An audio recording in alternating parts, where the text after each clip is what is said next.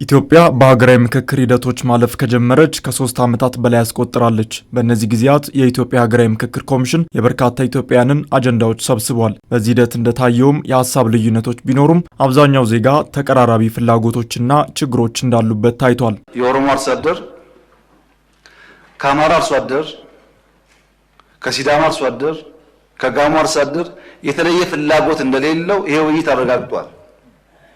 ፍላጎታችን ከሞላ ጎደል አንድ ነው። በሁሉም ጉዳይ በአንዳንድ ጉዳዮችም ለማድመጥ የሌላውን ፍላጎት ለማስተናገድ ዝግጁ የሆነ ማህበረሰብም ታይቷል። በእርግጥም በመሰረታዊ ጉዳዮች ላይ መግባባት ላይ መድረስና ብሔራዊ ጥቅምን ለይቶ ማወቅ ለዘላቂ ሰላምና አንድነት መሰረት ነው። ኢትዮጵያውያንም የመነጋገር ልምዳቸውን አስፍተው በእንደዚህ አይነት መድረኮች ሲወያዩ ለችግሮቻቸው መፍትሄው ሩቅ አይሆንም ይላሉ የጋምቤላ ክልል ማጃንግ ዞን ሜጢ ከተማ ነዋሪዎች። አገርን የምናሻግረው በእንደዚህ አይነት ተግባራት ነው። አንደኛ ነገሮችን በአንድ በኩል ብቻ ሳይሆን ማየት አለብን። ነገሮችን እንደዚሁ በምክክር በርካታ ስራዎች ይፈታሉ፣ በርካታ ችግሮች ይፈታሉ። ስለዚህ ሁሉም የድርሻውን ሊወጣ ይገባል የሚል ነገር ነው። ስለዚህ እኛ ጋር ሲደረግ ምሁራንም ተሳትፈዋል። በየዘርፉ ያሉት አካላት የተሳተፉበት ሁኔታ ስላለ ጥሩ የምክክር መድረክ ነበር። ተቀራርቦ የመነጋገርና አንዱ የአንዱን ሀሳብ የማድመጥ ልምድ መዳበር ለሀገር ልማትና እድገት ወሳኝ ነው የሚሉት ነዋሪዎቹ፣ ለዚህ ደግሞ የትኛውንም አይነት የመሰባሰቢያ መድረኮች መጠቀም ይገባል ባይ ናቸው። የመነጋገር ልምዳችን ገና ቢሆንም ማስቀጠል ይቻላል። ማስቀጠለው ደግሞ ምንድነው? ከዚህ ከመሰረቱ ነው የምትጀምረው። ቢሮ ያለ ሰው ኃላፊና ቡድመሩና ከስሩ ያለው ባለሙያ ቁጭ ብሎ መመካከርን ቢለምድ በቀላሉ ወደ የምክክር አገልግሎት መሄድ ይቻላል። ሰው የሚያፈልቀው ሀሳብ ከፋም ለማም ያፍልቅ ሰው በየአካባቢው የሚገኙ የሽምግልናና የምክክር እሴቶችን መጠቀም ለምክክሩ መሳካት አንዱና ወሳኝ ጉዳይ ነው። ሀገርን ለማዳን የሀገራዊ ምክክር ያስፈልጋል። ከሀገራዊ ምክክር አልፎ አንደኛ እንደ ማጃንግ ብሔረሰብ በርካታ ስራዎች ይሰራሉ በምክክር ማለት ነው። ከዚህ ጋር ተያይዞ ይሄኛው የሀገራዊ ምክክር ክፍተቶች ሊኖሩ ይችላሉ፣ ችግሮች ሊኖሩ ይችላሉ እንደ ሀገር።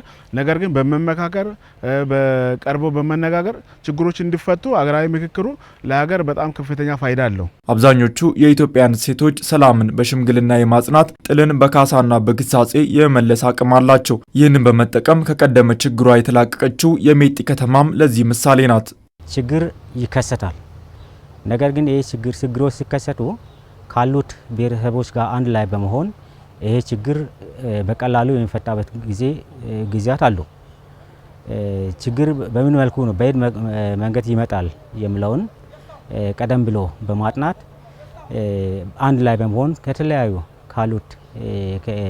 ሀገሪቱ ክፍሎች ከመጡት ሰዎች ጋር ታላላቅ ሰዎች የሀገር ሽማግሌዎች አሉ፣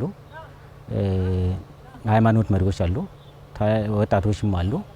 ስለዚህ እዚህ አካባቢ አብዛኛው ጊዜ ችግር እንዳይፈጠር የሚከለክሉት እነዚህ ናቸው።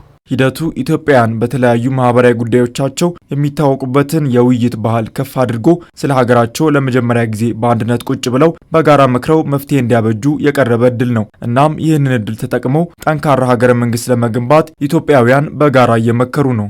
በእኛ ሀገር መልካም ውይይት ከመኝታ ይበልጣል ይባላል። አልጋ አካልን፣ ውይይት ልብን ያሳርፋል። በመወያየት ውስጥ ብዙ የማናያቸው የማናቃቸው ስብራቶች ይጠገናሉ። መወያየት ክፉ አይደለም፣ ጥሩ ነው። ኢትዮጵያውያን ለዘመናት ጦርነት ሰርተዋል።